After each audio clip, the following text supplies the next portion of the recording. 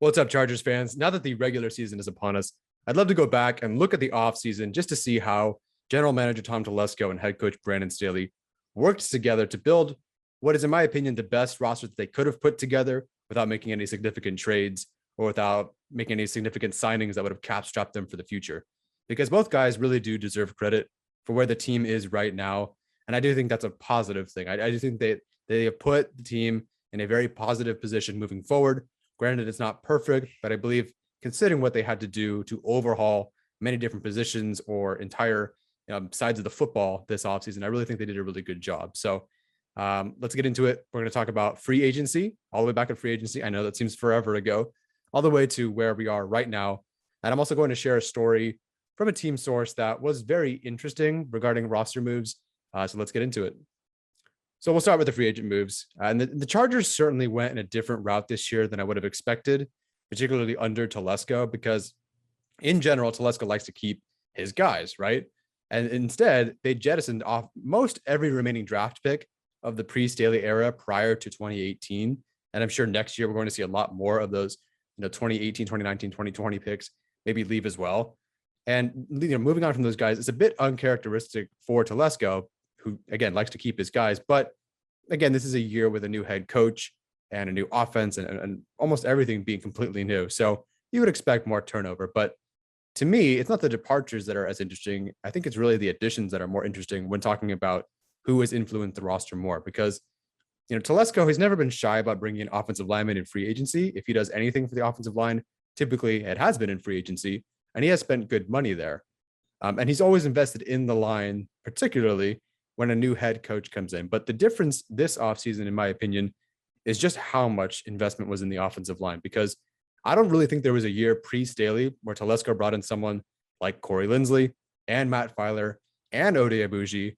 And then they also went further to improve the offensive line in the draft with significant picks. And we'll get into the draft in a second. And I also think that while Telesco could have brought in a backup quarterback or signed a veteran tight end, and he's done both of those things before, I just think that pointing them in the direction of team-specific players like Jared Cook and Chase Daniel to help transition to an offense led by Joe Lombardi is very Staley-like, right? I don't remember the teams with Mike McCoy or Anthony Lynn really being, having this direction and this cohesion and this real true integration and building of offenses under, Mike McCoy or Anthony Lynn. Whereas with Staley, it really feels like everything has a purpose. Everything has some sort of relevance to their team, to the offense, to the knowledge flow, to the communication, whatever. So early on, while I do think Telesco could have made any of these moves, I really think Staley amplified them in a way that's very team specific to really focus on these additions. And like he said in his press conference, you need to know immediately why we brought these free agents in. And I really think every guy that they brought in so far, at least more the key mainstay guys, right away why they brought these guys in. And whereas before, it's like, well, what role is he going to be? Is he kind of this? Is he kind of that? Is he just a depth guy? Whereas I really do think the key free agents they brought in this time had a truer purpose or a more clear purpose than I recall previous free agents under Tom Telesco. So I really think he focused on these additions to make them, quality rather than for quality for this specific team, rather than just pick up the best guys available, regardless of fit.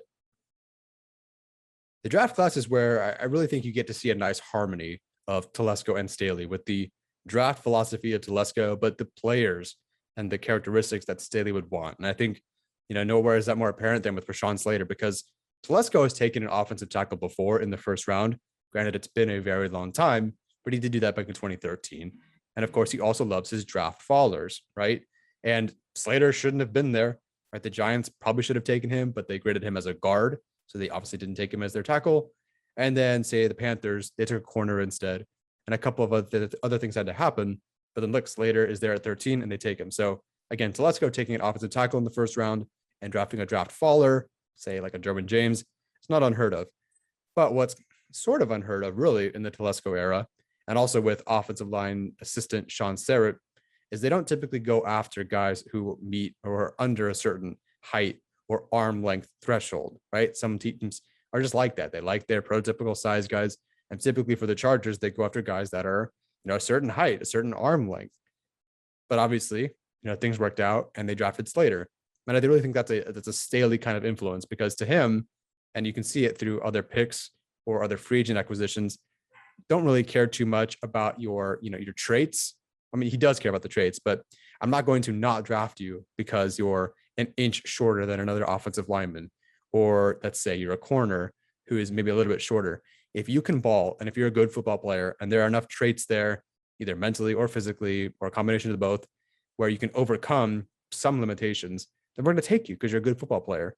And again, I think the Telesco Staley philosophy also merged with Asante Samuel Jr., right? Because as we know, Telesco likes his draft fallers. I really didn't think Samuel Jr. would be there, just like Slater, but they were both there, so they took him.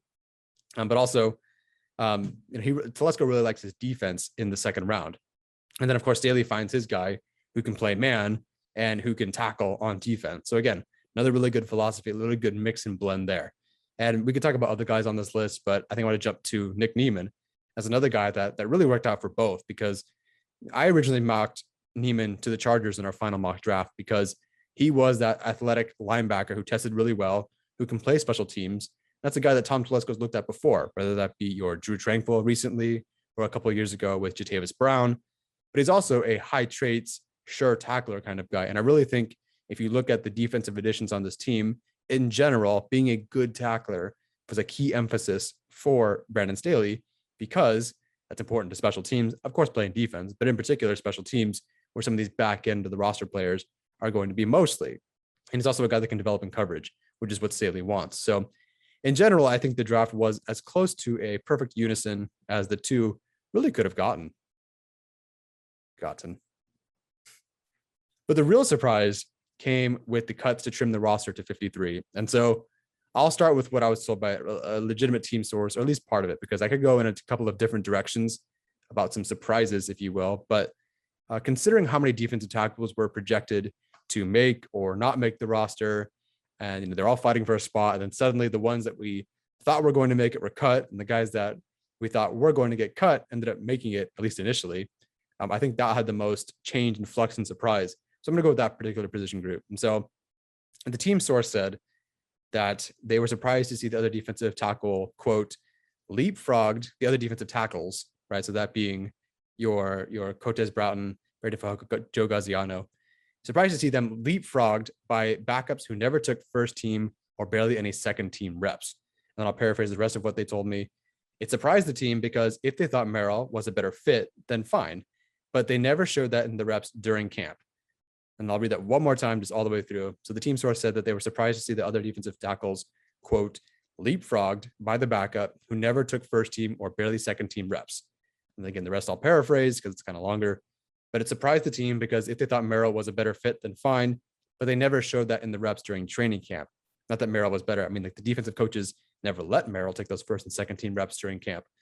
So that's kind of an interesting thing, right? To me, if I'm a defensive coach and I want my best defensive guys, I want my best defensive guys to get the most first or second team reps I can in camp and during the preseason. And that's what I would do. Where, for example, Brandon Staley had John Brandon as a part of the first team, I think, preseason unit, or maybe second team, but he obviously had a lot of snaps early on. But then he was phased out in the preseason, particularly that final preseason game, because he wanted Campbell and Hall to show what they had. And they obviously initially at least made the team. Hall was cut, brought back on as of today. But at least there's kind of some sense there, right? You want to get those guys the most reps as possible to see what they've got. If you know another guy is just not for you, you phase him out, right? Whereas Merrill wasn't exactly doing that. He was not saying he didn't deserve the roster spot, but in terms of where he was playing in training camp and during the preseason, during training camp, he wasn't really working with the first team. And apparently he wasn't working all that much with the second team. And in the preseason, he definitely wasn't the first team guy out there, which is technically the second team, but he wasn't the first guy out there. Typically it was Broughton and Fehoko, or Gaziano and Fehoko. And so to see them be leapfrogged, as the quote said, by Forrest Merrill all of a sudden was definitely strange, because why wouldn't, if they wanted to keep Merrill all along, and technically they didn't end up doing that, or at least not on the active roster, if they wanted to keep Merrill all along, why wouldn't Staley or the defensive coaches be playing Merrill over the other guys that they cut, right? I would think that they'd want a really good look at this guy. Did they think that Merrill was going to be picked up over Broughton or Fehoko? I don't really see why Merrill would have. So, to me, it almost feels like the defensive coaches wanted one thing, but then someone else, potentially Telesco, went a different direction. And of course, you got to talk about the lack of cuts at different spots. They really do feel pro, or like a Telesco vibe, if you will, more Telesco than Staley, because keeping Kelly, Pipkins, and Hill kind of looks more like a team that wants to hang on to its picks rather than hold on to them because they think they have some sort of value or further potential. So it all kind of smells weird to me, because if they thought that there was someone better on the market, and there are better players than Kelly, Pipkins, and Hill for their respective roles on the market, in my opinion, maybe not theirs, but in my opinion, I think there are. So, we've seen them, and we'll talk about these two moves in a second.